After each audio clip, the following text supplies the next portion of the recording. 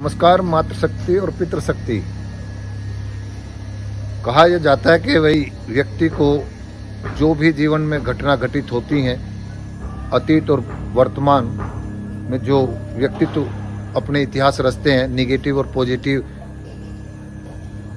जो भी उनकी घटना चक्र हैं, उन व्यक्तित्व को हमें अध्ययन करना चाहिए। अपने नज़दीक के और रोज़मर्रा में जो जीवन में हम जी रहे हैं उसमें भी अपने आसपास के सामाजिक प्राणियों को भी हमें देखते रहना चाहिए और उससे अपना अवलोकन भी करते रहना चाहिए। ऐसा बड़े विद्वानों ने भी कहा और उस पर भी मेरे भी यही कोशिश रहती है कि आप जब शाम को बिस्तर पर लेटें तो आप थोड़ा बहुत ये चिंतन जरूर करें कि मैं जो कार्य कर रहा हूँ या जिस कार्य को करने में मैंने कितनी उसमें सत्यता और कितनी उसमें मैंने अमानवीयता या झूठ का उपयोग किया है और वो सब जो मैंने प्राप्त की है तो क्या वो उचित है या नहीं है, या मेरी मजबूरी थी या परिस्थितियों ने ऐसा कराया। तो और उस परिस्थितियों के मजबूरी का जैसे भी हमने या तो हम इस्तेमाल हुए या हमने किसी को इस्तेमाल करके जो भी प्राप्त किया है तो उस पर हम ज़रूर ये करें कि हम घमंड ना करें। तो ये मेरा भाव बार बार होता है। अक्सर देखता हूँ कि जो व्यक्ति किसी भी तरीके से प्रगति के पथ पर जाता है, अपने वर्तमान को बेहतर कर लेता है, तो वो उस बात को नकार देता है और कई बार ये कहता है कि ये सब करते हैं तो ये समाज का और व्यवस्था का अंग है तो हम इसको स्वीकार कर लें।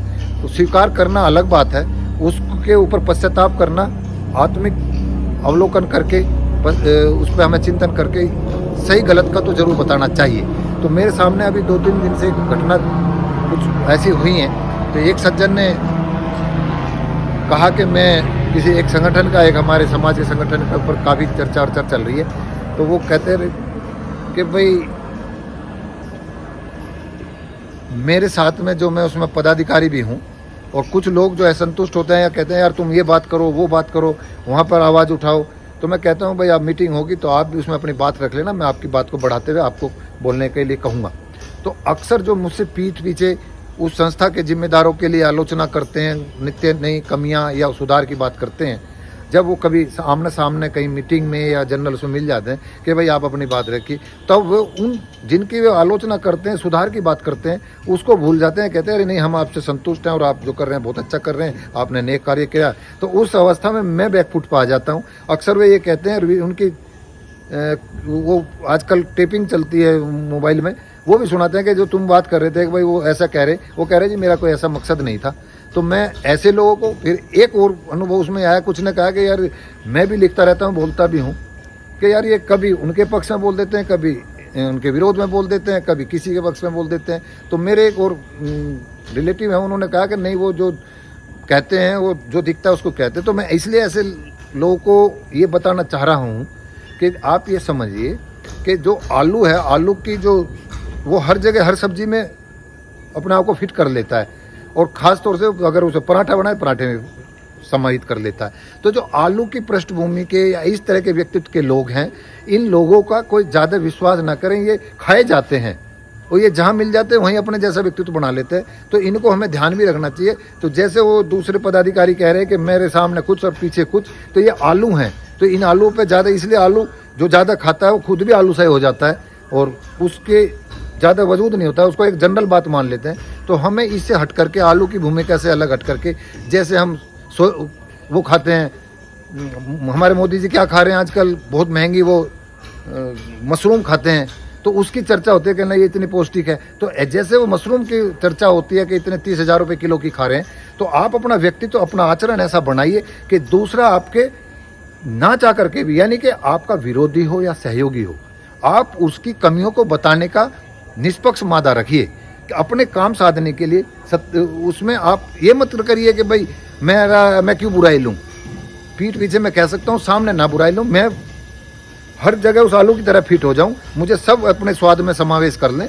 और ऐसा भाव रखने से कोई बहुत अच्छा आप आयाम खड़े नहीं करते। ये तो एक आया कि हम धरती पर आए हैं, पैदा हुए हैं, बड़े हुए हैं, बच्चे पैदा करे हैं, उनके लिए हमने और रोज़गार और अपना रोज़गार सुरक्षित करा है, उनको अपनी शादी करी, बच्चे पैदा, उनकी शादी करी और फिर हम मर गए।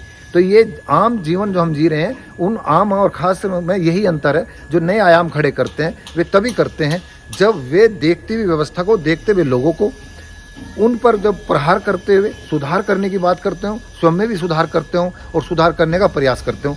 तो यानी जो व्यक्ति सुविधाओं के लिए, इच्छाओं के लिए अपने आप को गिरा लेता है, यानी कि जिस मृत्यु की हम कहते हैं कि वो अनिश्चितता है, वो अनिश्चित मृत्यु को है सत्य, लेकिन अनिश्चित कब आ जाए, लेकिन आप जमीर गिरा करके रोज मरते हो, तो उस रोज मरने से अच्छा है जीवन सबका चलना है।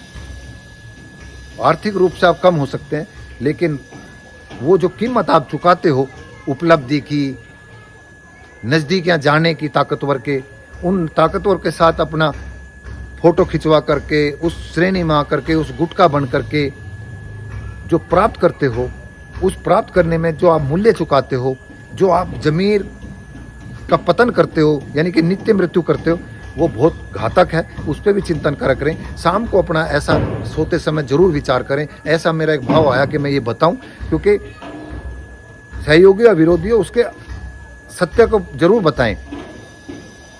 वो जरूर बुरा मानता होगा, और ऐसे जो जिम्मेदार लोग हैं, चाहे वो राजनीतिक हों, सामाजिक हों, अगर वे ऐसे लोगों से बचते हैं, चिढ़ते हैं, तो उनके अंदर इसका मतलब कमियां हैं। वो सत्य को सुनने को तैयार नहीं है। जो सत्य को सुनेगा तो वो कुछ विकास भी करेगा, अपना भी सुधार करेगा, और समाज के लिए सजग और सचेत रहेगा कि आपके पीछे एक अच्छे सचेतक और आलोचक के रूप में प्रहरी खड़े हैं। तो ऐसे प्रहरी बनने वाले लोग भी समाज को भी, अपने आप को भी सुधारने का कार्य करते हैं। तो उसी भूमिका में हम कोशिश करते हैं कि ये रोल अदा करें, इस अभिनय में हम अपने आप को ढाल लें। इन्हीं शब्दों के साथ मेरे इस भाव को समझने का प्रयास करना। नमस्कार।